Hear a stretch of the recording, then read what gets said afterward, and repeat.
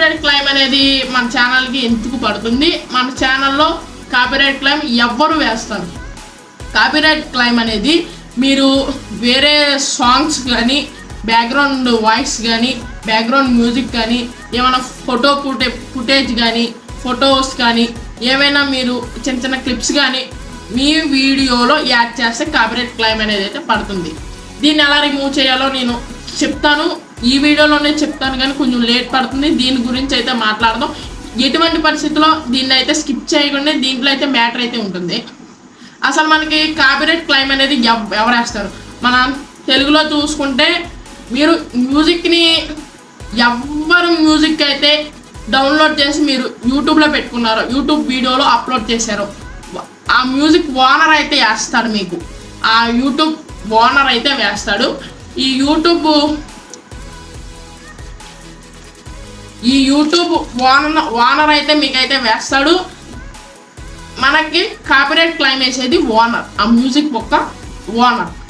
దీన్ని మనం ఎలా రిమూవ్ చేయాలి? ఇక్కడ దాకా అయితే అర్థమైంది కదా. కాపీరైట్ క్లెయిమ్ అంటే ఒకసారి మన ఛానల్కి కాపీరైట్ క్లెయిమ్ పెడితే ఎటువంటి ఇబ్బంది ఉండదు, దాన్ని అయితే రిమూవ్ చేసుకోవచ్చు అని అయితే మీకైతే అర్థమైంది అనుకుంటున్నా. అర్థమైతే కామెంట్ చేయండి.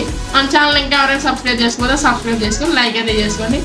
వన్స్ ఒక్కసారి మన ఛానల్కి కాపీరైట్ క్లెయిమ్ పెడితే మన ఛానల్కి ఎటువంటి ఇబ్బంది ఉండదు, మానిటైజేషన్కి ఇబ్బంది ఉండదు, రివ్యూకి ఇబ్బంది ఉండదు, దేనికి ఇబ్బంది ఉండదు. అది కాకుండా మీకు గట్ట కాపీరైట్ స్ట్రైక్ పడతాయి. కాపీరైట్ స్ట్రైక్ అయితే పడిద్ది కదా, అది పడితే ఇబ్బంది. కాపీరైట్ స్ట్రైక్ గురించి, కమ్యూనిటీ స్ట్రైక్ గురించి మీకు కావాలంటే కామెంట్ చేయండి, నేనైతే చెప్తాను. నెక్స్ట్ వీడియోలో అయితే ఎక్స్ప్లెయిన్ చేస్తాను. ఓకే, ఇప్పుడైతే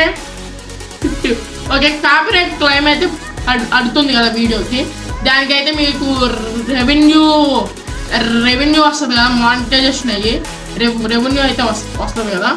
ఆ రెవెన్యూని వాళ్ళు తీసేసుకుంటారా, ఆ మ్యూజిక్ ఓనర్స్ తీసుకుంటారా, మనకు వస్తాయి. ఖచ్చితంగా ఆ రెవెన్యూని అయితే ఆ మ్యూజిక్ ఓనర్స్ అయితే తీసేసుకుంటారు. కొన్ని ఆటలు ఎలా ఉంటుందంటే 50-50 అయితే చేసుకుంటారు.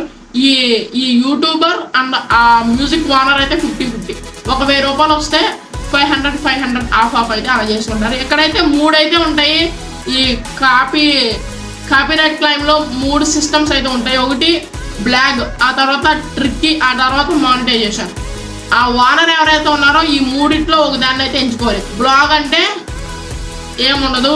ఈ రెండులో బ్లాగు, ట్రిక్కీలో అయితే ఎటువంటి ఆడికి లాభం వచ్చేది అయితే ఏమీ ఉండదు. అందువల్ల ఓకే గైస్, ఈ రెండాటిలో వాడికైతే లాభం వచ్చేది అయితే ఏది ఉండదు కాబట్టి వాటిని ఎంచుకోడు. లాస్ట్ మానిటైజేషన్ అయితే ఉంటుంది, దాన్ని అయితే చూస్ చేసుకుంటాడు. దాన్ని చూస్ చేసుకుంటే వీడికైతే లాభం వస్తుంది కదా, ఆ వీడియోకి వచ్చే పూర్తి రెవెన్యూ వాడు తీసుకుంటారు. కొంతమంది ఆఫ్ చేసుకుంటారు, 50% అది చేసుకుంటారు. ఓకే గైస్, ఆ తర్వాత ఏంటి, ఎక్కడైతే మనం టాపిక్లోకి వెళ్ళిపోదాం.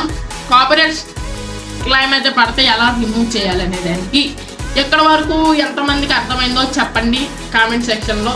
ఇంకా ఎవరైనా సబ్స్క్రైబ్ చేసుకోకపోతే సబ్స్క్రైబ్ చేసుకుని లైక్ చేసుకుని నన్ను అందరి క్రియేటర్స్కి సపోర్ట్ చేసినట్టు నన్ను కూడా సపోర్ట్ చేయాలని అయితే కోరుకుంటున్నాను. సబ్స్క్రైబ్ చేయండి, లైక్ చేయండి. ఎక్కడైతే మీకు స్క్రీన్ రికార్డింగ్ ఇస్తాను, ఎలా కాపీరైట్ క్లెయిమ్ని రిమూవ్ చేయాలనే దాని మీద ఇక్కడ స్క్రీన్ రికార్డింగ్ ఇస్తాను, దాన్ని చూసి అయితే మీరు చేసుకోండి. ఓకే గైస్, వీడియోలోకి అయితే వెళ్ళిపోదాం. కాపీరైట్ క్లెయిమ్ని ఎలా రిమూవ్ చేయాలి. ఇక్కడ మీరు చూసారు కదా, నా వీడియోస్లో ఒక వీడియోస్కి కాపీరైట్ అయితే పడింది కదా. నేనైతే మామూలుగా కాపీరైట్ పడాలని అయితే పెట్టాను, అందువల్ల అయితే కాపీరైట్ పడింది. మీకు ఎలా రిమూవ్ చేయాలో చూపిద్దామనే పెట్టాను. మన ఛానల్ సబ్స్క్రైబ్ చేసుకుంటే సబ్స్క్రైబ్ చేసుకోండి. ఆ తర్వాత మీరు క్రోమ్లో డెస్క్టాప్ మోడ్ని ఆన్ చేసుకుని అక్కడ యూట్యూబ్ స్టూడియో అని అయితే కొట్టండి. అక్కడైతే మీకు యూట్యూబ్ స్టూడియో అయితే ఆన్ అవుతుంది. డెస్క్టాప్ మోడ్ అయితే ఆన్ చేసుకోండి, లేకపోతే మీకు అయితే వర్క్ అవ్వదు. డెస్క్టాప్ మోడ్ ఆన్ చేసుకుని ఫస్ట్ నుంచి 3వ ఆప్షన్, ఆ 2వ ఆప్షన్ మీద అయితే ట్యాప్ చేయండి.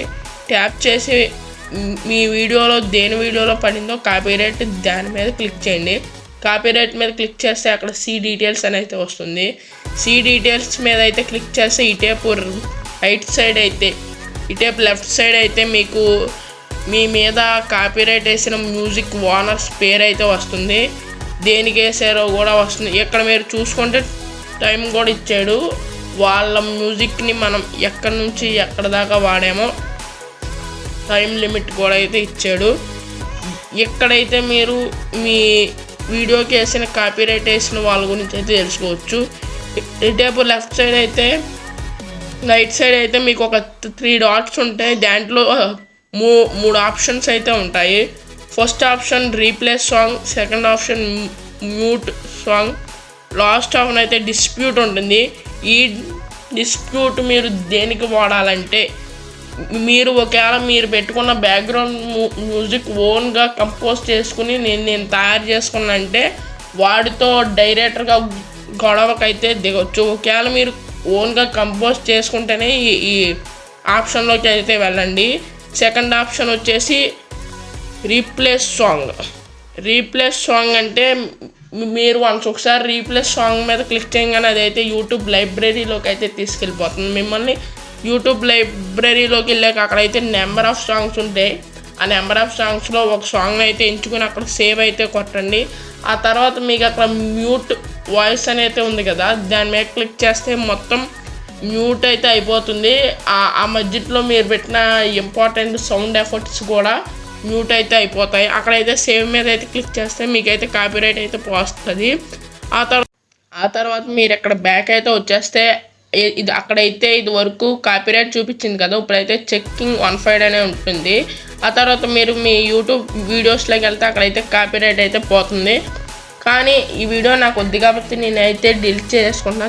వీడియో మొత్తం అయితే చూశారు కదా, మన ఛానల్ ఇంకా సబ్స్క్రైబ్ చేయకపోతే చేసుకోవాలి, నన్ను ఎలాగే సపోర్ట్ చేస్తూ ఉండాలి.